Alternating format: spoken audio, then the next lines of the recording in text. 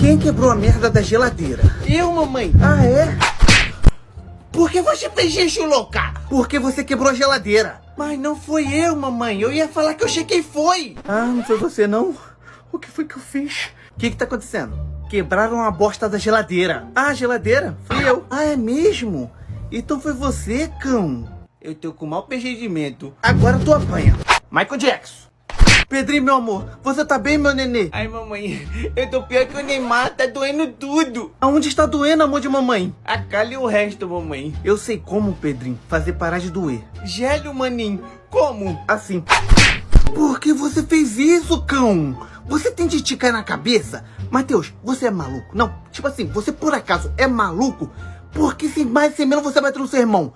Você é algum doente mental, Matheus? Pelo amor de Deus, você saiu de algum hospício que eu não sei? Vejam só, a véia tá cheia de gírias. Véia, é a tua mãe, cão. Balé. Ai, mamãe, que dor.